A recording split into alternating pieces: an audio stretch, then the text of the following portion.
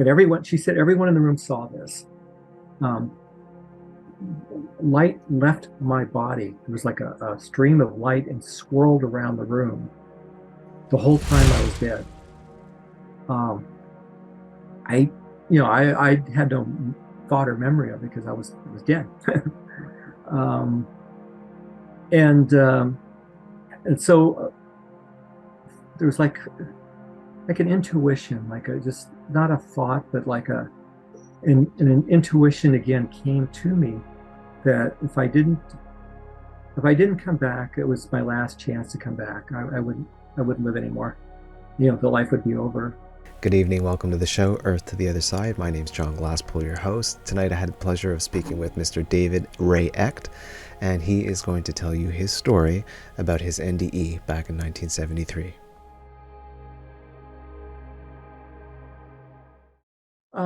It was actually almost to the date this time of year.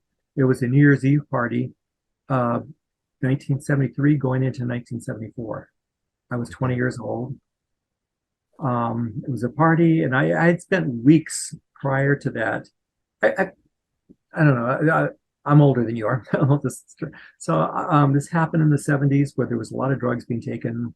I was working in a place that was owned by some old hippies, and the drugs were just flowing every day. And that's how we entertained ourselves. We would just get high every day, and people would bring in their best stuff. So I was doing that for must have been like a month prior, building up to this, Mm-hmm. to where that night, which I took a lot, different variety of things. Mm-hmm. I just felt like I was just. There was a small New Year's Eve party, and I was with a girlfriend. I said, I'm just going to lay down for a few minutes. I felt really just suddenly exhausted. And so I just laid on a nice bit of carpet, strangely between two Buddha statues. Oh, yeah. um, and just almost, it was pretty much immediate. I felt like the floor drop out from under me. And I was just suspended. I felt my heart stop beating. I could feel it. I stopped breathing. I was out. Um, the There are a few things that I haven't mentioned in other interviews. The line between life and death is just beyond razor thin. It's almost like we don't even know it. It's just so continuous. It's like we've always been there. That's where it was. That's how it was for me. Mm-hmm. Like as if, oh, of course I know this. I've always been here. Um, I didn't miss the life I just left. I didn't remember it anymore. The memory, everything was just gone with the body, mind, all that left. But I was in the midst of this remarkable experience of just pure ecstasy. So incredible. I didn't want anything else. I felt just complete. And there was brilliant colors. I was just immersed, and I was part of it, of just color, light, swirling colors, and the ecstasy. It was just so. I don't even have a way to describe the greatest pleasure we know in this life is not even a drop in the bucket compared to this, this level of ecstatic feeling that I had. Um, so I stayed in that state for quite a while. Um, and then I felt like I don't know how it happens. I mean, I'm not thinking, but I came back in my body, took a deep breath, and wanted to leave again. And so I left, stopped breathing again, heart stopped again, and I was gone for must have been another like 5 or 10 minutes. During that time, which the girlfriend I was with told me that the next day that she said everyone in the room saw this. Um, Light left my body. It was like a stream of light and swirled around the room the whole time I was dead. Um, I, I had no thought or memory of it because I was dead. um, and um, and so there was like an intuition, like a just not a thought, but like an intuition again came to me that if I didn't come back, it was my last chance to come back. I wouldn't live anymore. The life would be over. And it's just through pure volition. It wasn't through thought again. I didn't make a conscious decision, but it was like through this act of volition. It was back in my body. I took a breath. I opened my eyes, and I was never the same. I mean, from that day on, I've never been the same since then. Um, and that was, affected me at a very young age. I was, it left me really wondering what had happened because there, like you said earlier, there was no internet. There's nowhere to look anything up. There was no one locally to talk to. I was just kind of left trying to figure out what. Sorry, there's a bunch of noise. I was trying to figure out what had happened to me. And it took many, many, many years. I was dysfunctional for a very long time because of it. I mean, I couldn't really hold a job or anything. I was kind of like I was always half in the clouds, you know. I left me a lot more psychic, where I could just, I could feel, oftentimes feel what people were thinking. Um, and pretty accurately too, I think. Um, and so that left me just feeling too oversensitive. Like in crowds, it was just overwhelming. Yeah. Yeah, you know. um, so yeah, so I had, and following, like in the months following, I had many, many experiences where I was out of body because I was still kind of half in this world and half out.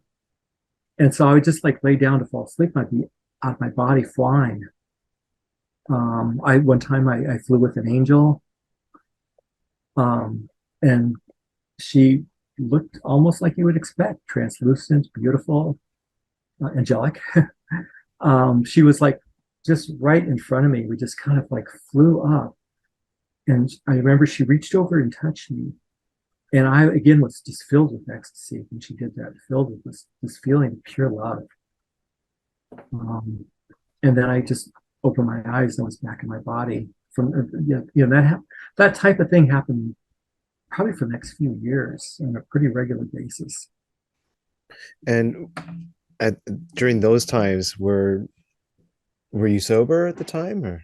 Yeah, Yeah. yeah. That night, that New Year's, I was pretty much scared straight. I stopped taking everything. So Mhm. everything that happened after that, most everything. I mean, I took LSD a few more times, Okay. um, but most of those experiences happened when I wasn't taking anything. So I pretty much stopped everything. I was trying to get my body, my life back together.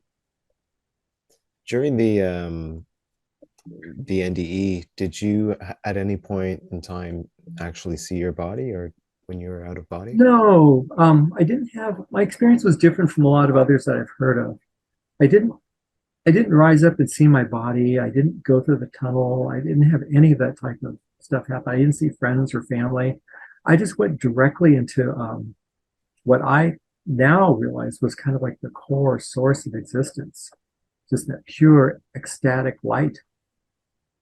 And that's where I stayed resident the whole time. I was it's not even separation from me. I was part of it, and we all are. And that's the understanding. It's a lot of like a download of knowledge that comes with it, you know. That's really the core of what we are. We just think we're something. We have ideas what we believe we are, and we identify with those ideas, thinking that that's really what we are. But we're something entirely different. Hmm. We're just like play acting through life. Right. Yeah, total bright. Every imaginable colors that probably don't even exist, just Hmm. all swirling. And I was part of it. Hmm. It was like it was me. It was everything. It's all there was. It was just um and just like it's like laser brilliant light. Okay. But it was like liquid fluid laser brilliant colors. Um So the entire time, right, right from the the beginning. entire time, yeah. And but the ecstasy was just so incredible that I wanted just to stay there. It was all remarkable. Yeah. Yeah. Whenever I think back, I mean, I just it's funny. I mean, this really happened. And it hasn't happened like that since. I've had lots of experiences, Yeah. but that taught me over the years. I'm kind of interrupting myself. And the more recent years, I've been studying Zen and realizing that what really happened was I kind of went into that basic core of existence itself, and realized that that's always that's always been there. It's just like I said, that just that razor thin, difference between our lives and ecstasy. Yeah, Yeah, it's it's really interesting. it's remarkable. Yeah. So you just felt like you went right back into everything, mm, basically. Yeah, yeah, really, just the vastness of we You're are like the that. We are third or everything. fourth that I've spoken to recently that has said this. It seems like I'm on this track of Yeah, talking to folks that have basically blown into the up into existence itself, just back into everything. You know, it's amazing. yeah. They also describe the same type of ecstasy. Yeah, Yeah, most definitely. One mentioned that at some point he felt that himself, his notion of self was diminishing to the point where he thought it was just going to snafu into complete nothingness. I And felt myself. Some part of me, I felt myself let go. There are like a couple of impressions I had as I was dying, and one there's just it's like it's nothing you can do consciously, but I just something in me just let go and just gave myself to it. Just gave myself, and that's how maybe I went straight in there or out or wherever it was. yeah, Yeah, and like I said, it's something I've been contemplating for many. It's been a long time ago, and the memory is still just as vivid as it ever was. That happened 50 years ago, like basically almost this week. yeah. Wow. Yeah, but like I said, I've never been the same since. My whole trajectory of my life changed. I remember as a young kid, I was again at my family cottage because we were talking earlier about this cottage of mine, and it seems a lot of these experiences when I was younger happened while I was out in nature, though. Go figure. But Yeah, yeah, so I would lie down on my bunk bed for, I don't know, probably hours at a time, and just trying to, well, it all started as a, okay, well, what's beyond this room? Okay, this, the trees, the sky, what's beyond that? What's beyond that? And then my mind would just go crazy. yeah, And then it turned into a seeking. It turned into a, oh, I just wanted to go back there, but I didn't really know where there was, yeah, but I just wanted to go back, and I can't describe what it looked like in my mind, anyways, but it just felt like this, sort of like what you described, like just back mhm, into it, and out yeah. of this. Yeah.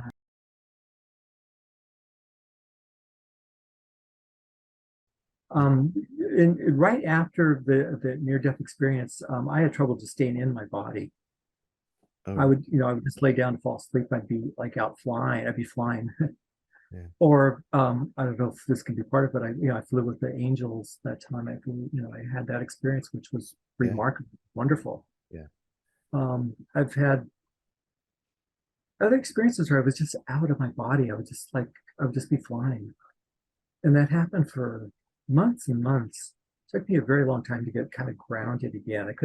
I had to quit my job because I just couldn't do anything. I couldn't relate to anyone. I was really struggling in the physical world after that.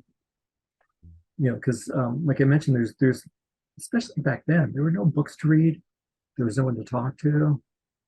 No one could, there was no one I could even describe it to. They would just say, "Oh, you were dreaming," or something, and yeah, and just kind of shut down the conversation. I appreciate the opportunity to be able to share my story and just tell people. I guess my parting message, I guess, if we're going to end soon, is that the feeling is love. That's really important.